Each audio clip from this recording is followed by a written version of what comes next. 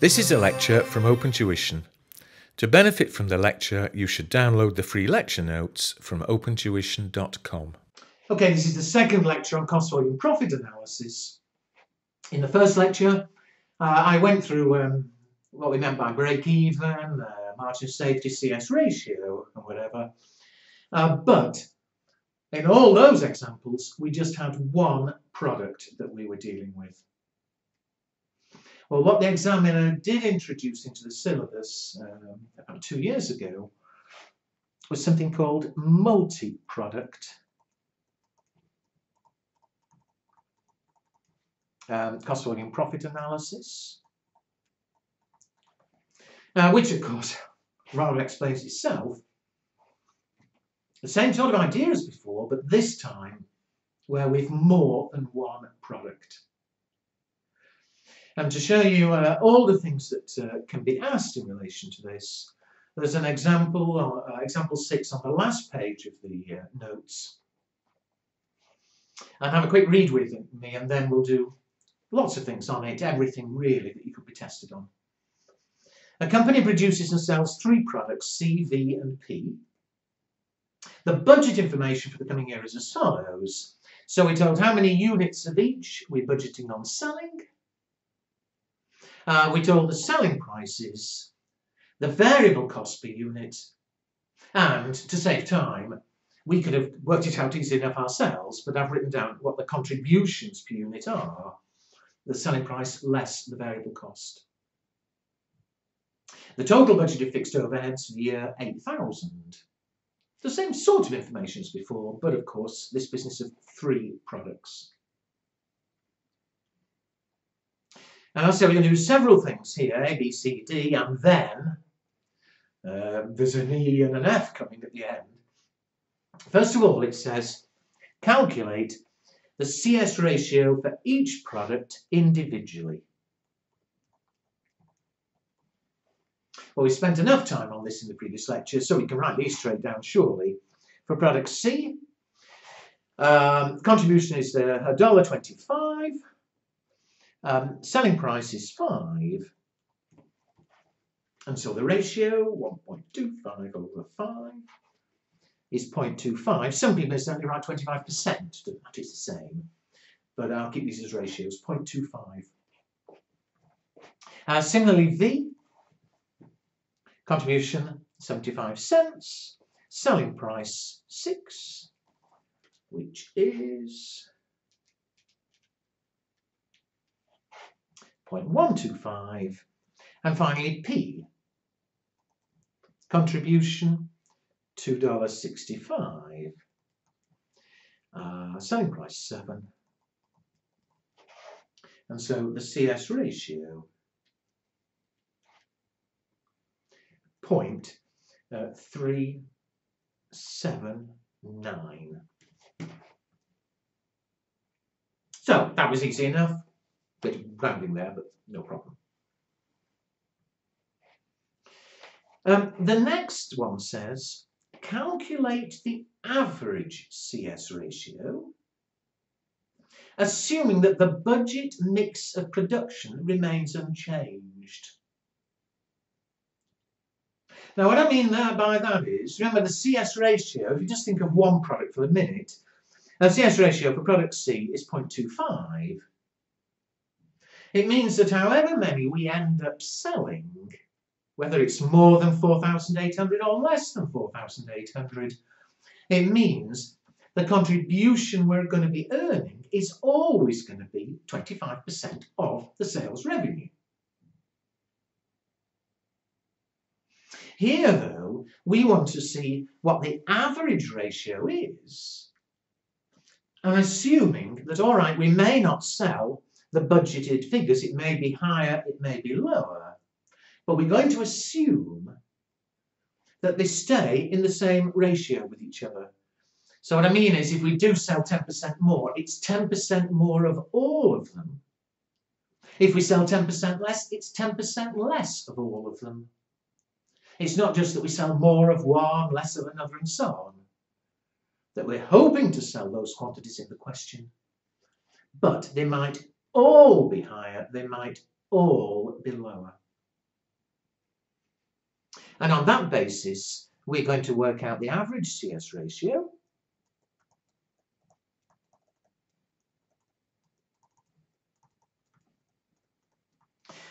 And what you can't do is a normal average. You know, what's tempting is to say, oh, well, we've got 3, why not just add them up and divide by 3?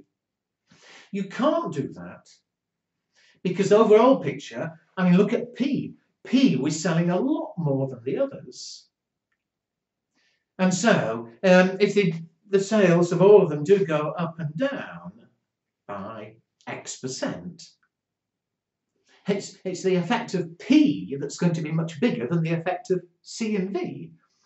P was selling far more units and there's a much bigger contribution. And so, again, we can't just take an ordinary average. What we're going to have to do, there's an alternative which I'll tell you afterwards, but what we're going to have to do is let's work out at the moment what the total sales revenue is, or budget sales revenue.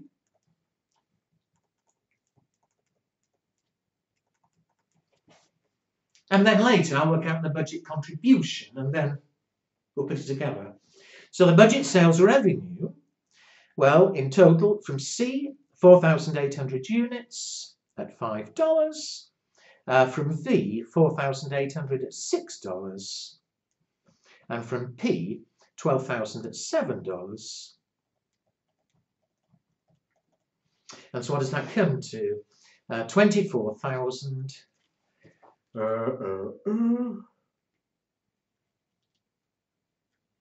28,800.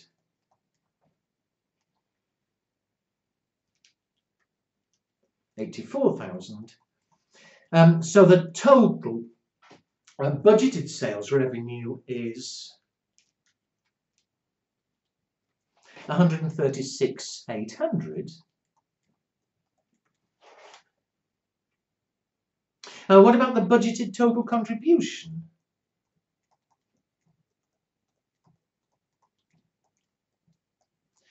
Well, again, C 4,800, but the contribution per unit is $1.25. For V, 4,800, 75 cents. And for P, 12,000, $2.65. Move the screen a bit. Which comes to total for C, 4,800, 125, 6,000. For V, 3,600. For P, 31,800. And so the total budget contribution, 41,400.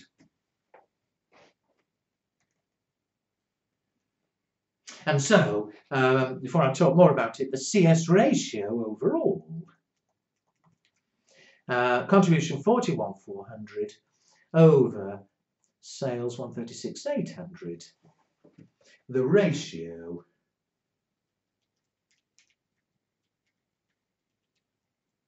is 0.303, or 30.3%. Now, before I go any further, make sure you are clear what I've done there. Two things. First of all, that does, if you like, make sense. You see the individual ones, 0.2, 0.1, 0.379.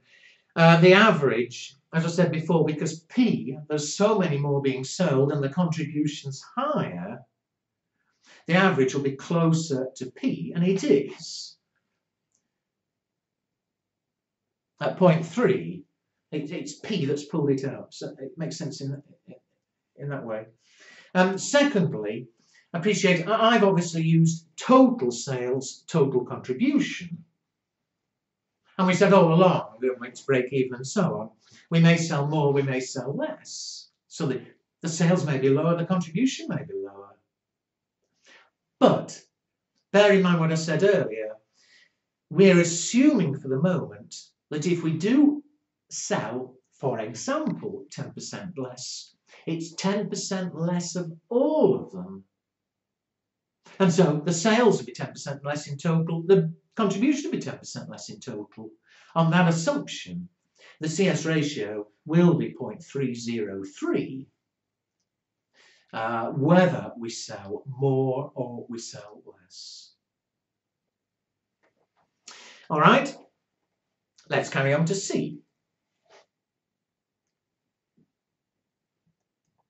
C says calculate the break-even revenue, assuming that the budget mix of production remains unchanged. So as I've just been saying, if the budget mix remains unchanged, the CS ratio is 0.303, the average.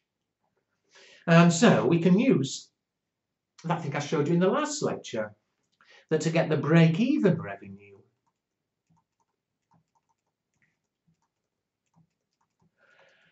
if you think back, or if you need later look back, whether there's one product or several products, I said break-even revenue, we just needed to take the fixed costs and divide by the CS ratio. Well, the fixed costs are 8,000. The CS ratio, 0.303. And therefore, to break even,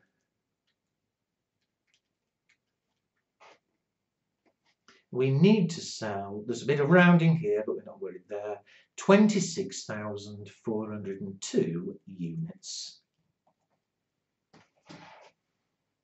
I beg your pardon, break-even revenue. Ooh.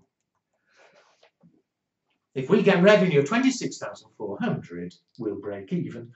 At the moment, of course, we're budgeting on a lot more revenue, 136,800.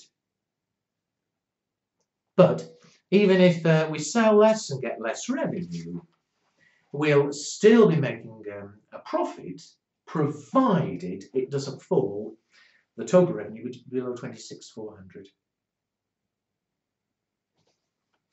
So far, I hope so good. And finally, for this bit of example 6, it says construct a PV chart, a profit volume chart, which again we went through in the last lecture, still assuming that the budget mix of production remains unchanged. And so let's have a go. Again, forgive me, I'll be neat, but I'm certainly not going to try and be perfect. And again, I'm not sure how you can ask this these days. Now we've moved on to having computer-based exams.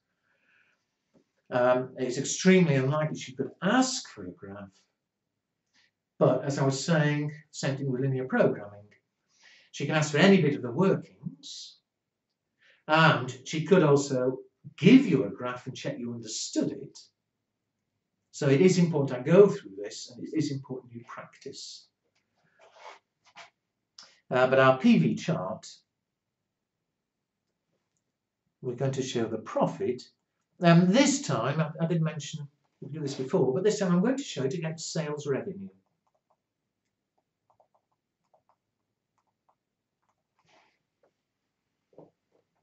Well, when we sell nothing, when the sales revenue is 0, we've no contribution, but we've still got the fixed costs. And so we'd make a loss of, what is it? 8,000. This is minus, this is plus. So we'd make a loss of 8,000. As we start selling units, the loss starts to reduce and we start to make a profit. And we'd already worked out, had we not, if I put the budget figures in, contribution 41.4, 136,800. So my revenue, let's go up to 150,000. The budget contribution was 41.4, but remember there are fixed costs of 8,000, so the profit, budgeted profit, would be 41.4 less 8,000, which is 33,400. I hope I'm right. And so, let's have that scale go up to 40,000. So let's plot it on a graph, on the graph rather. When the sales were 136,800, which is, let's say about there. Oh, no, it's going to be a bit closer. Say it's about there. Sorry, it's on the illustrative graph here. I'm not going to even attempt to be precise. But the profit was 33,400, which is perhaps about there. So I think you see what I'm doing. And remember, you would not be drawing it precisely anyway, even if there's any drawing. But join them up. There we go. And there's our PV chart. And again, we don't read things off the graph, but there would be the break-even revenue. Does it look realistic? Break-even revenue, 26,400. Yes, of course it does. It looks okay. So, where are we? Not much extra there. We already know how to calculate the ordinary CS ratios. Make sure you're clear how I worked out the average CS ratio. And once we've got that, the fact there are 3 products is almost irrelevant. The PV chart as before. However, we're not there yet. Look at the last bit. This time it says, assume that the products are produced in order of their CS ratios. Construct a table showing cumulative revenue, cumulative profits, calculate break-even sales revenue, and add it to the PV chart. Now, what's it getting at there? We've been assuming until now that if we did sell fewer units, that's about the 4th time I've said it, but if sales are down 10%, for example, it's 10% fewer of each of the products, but we still end up selling them in the same ratio, some C's, some V's, some P's. It's now saying, assume we produce them in the order of the CS ratios. It's saying, whatever happens, let's produce and sell the one with the biggest CS ratio first. And if we don't sell enough, at least we've chosen the one with the biggest CS ratio. And when we sold as many as we can of them, then we'll sell the next best and so on. So if you go back to the original CS ratios, by far the best was P. And so let's sell P first. And if we manage to sell all 12,000, then we'll go to the next best, which is C.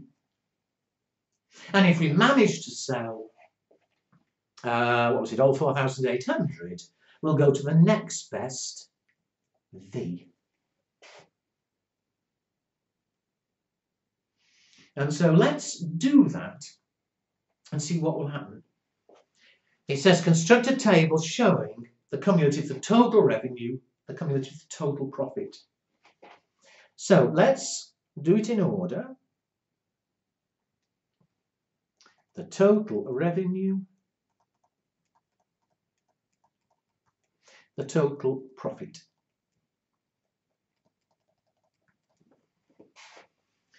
All right, now our starting point, of course, is when we sell nothing at all. And if we sell nothing at all, clearly with no revenue, the profit, well, with no contribution, but we have the fixed costs, so you've got the loss of 8,000. But now let's start selling. It was P first, and every unit of P is being sold at $7 and giving us a contribution of $2.65. And so by the time we've sold as all the P's we can at 12,000, the revenue will have gone up from 0 to 12,000 times $7, 84,000.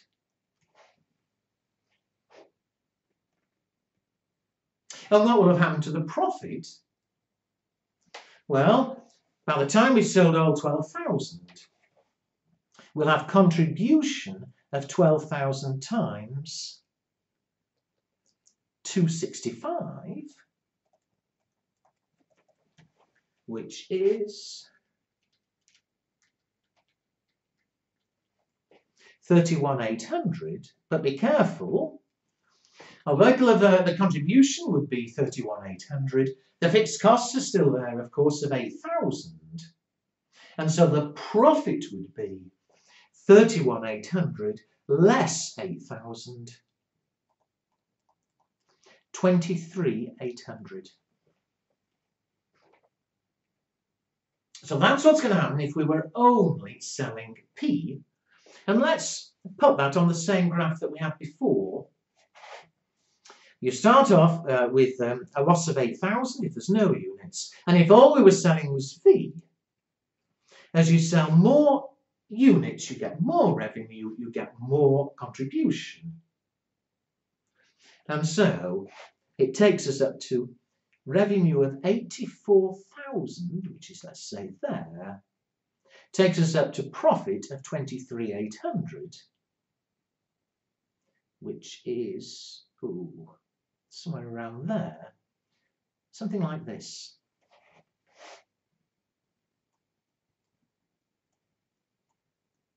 That's supposed to be a straight line. But that is just selling V on its own. As we sell more and more Vs, well, that's what the PV chart would look like. When we finish selling as many Vs as we can, Ps rather, PPP. Why have I written V? When we sold as many Ps as we can, when we sold the 12,000, then we'll start selling the one that's next best. And the next best one, I think, was C, wasn't it? Yes, C. So remember, we've already got to revenue of 84,000, but then as we start selling C, the revenue is going to carry on increasing up to what maximum? Well, it's 4,800 Cs that we can sell. It's $5 each. And so that would give us a revenue of 24,000 extra revenue. So we'd already got 84.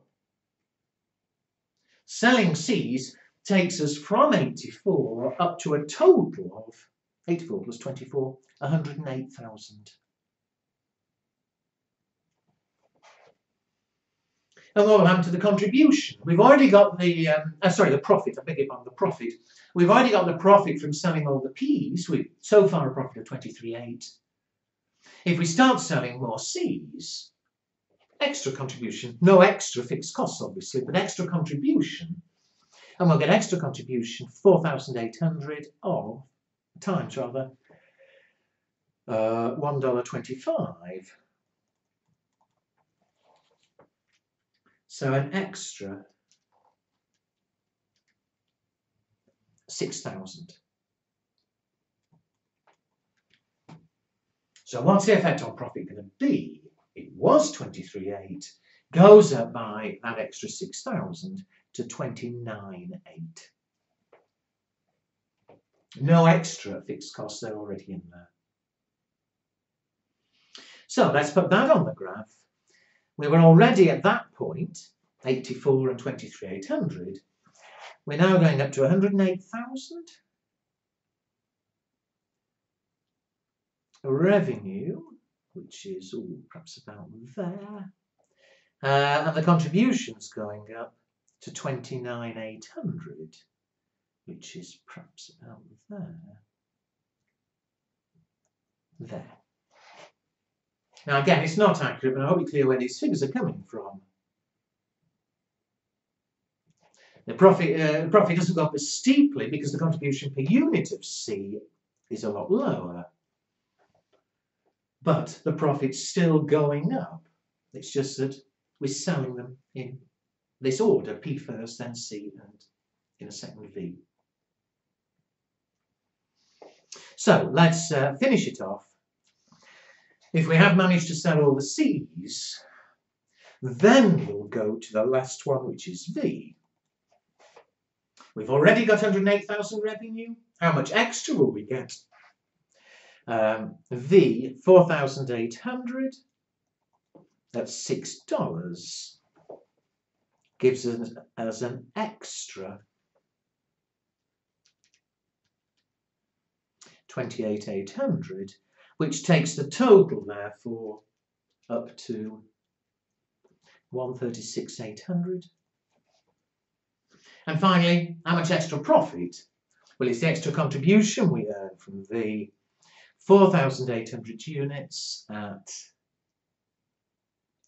75 cents is 3,600, I think. And so it takes the total profit up to 29,800 plus 3,600, 33,400. At that stage, we're selling everything. Well, of course, we already knew those figures. This just confirms we're correct. Surely, whatever order we're selling them in, if we end up selling the full quantity of all of them, did we not already know that at revenue, where was it? Revenue of 136,800, the profit would be 33,400, which was there. And so there finishes it. Now, I apologise for it being such a messy chart. And I forgot to do these, as these should have been dash lines to distinguish, but that's trivial. But I hope you can see what's happening. What would be the benefit of doing that? Although if we do manage to hit budget, it makes no difference. You know, we're selling the full quantities, we're making the same profit. If we're given that the most important thing of all is that we at least are profitable, surely by selling P first, we're able to achieve break-even sooner. You see, break-even, if they were all sold in the same ratio, is there. I can't remember what the figure was. But if you're selling P first, we break even sooner. And as a matter of interest, what would the break-even be? Well, since the break-even here is when we're selling only P, surely the break-even at fixed overheads will be 8,000. To get break-even, divide by the CS ratio for P. And the CS ratio for P was 0.379. So the new break-even, 8,000 over 0.379, would be revenue of 21,108. Look back yourself, I think break-even was 23,400 when we were selling them in the same ratio.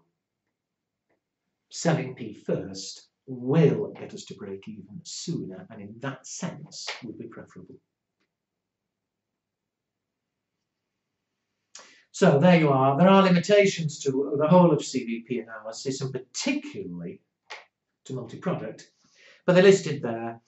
In CVP analysis, we always assume the selling price per unit stays constant. Well, of course, think back to pricing. To sell more, we may drop the price. If sales revenue is not constant, we've not got one straight line. And simply variable cost per unit remains constant. You know, everything we've been doing is assuming it's linear. The total fixed costs remain constant.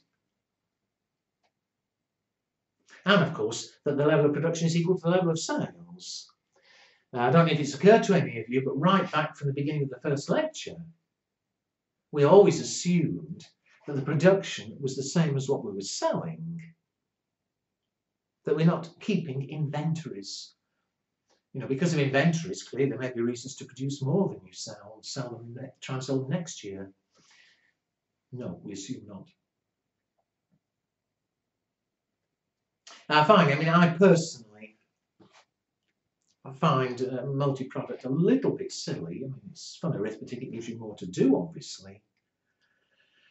But if we don't sell what we budget on selling, why is that going to happen? It happens because customers don't want what we expect. Presumably our budgeted figures are 4, 8, 4, 8 and 12. That's based on what we think customers are going to demand. Now fine, they might demand less, but surely it's not our choice as to whether they want less P's or less C's or less V's, whereas what we've done assumes we choose that we will sell P first, C second, V third. Well, I'm not so sure that's actually very practical. However, it's not for me to argue with the examiner, obviously. You've got to learn it, do what you do. So off you go. As I say, at the end of every lecture, look back if I said something too fast, you're not sure, or you need to check again. Otherwise, have a go at the practice test and see how you get on.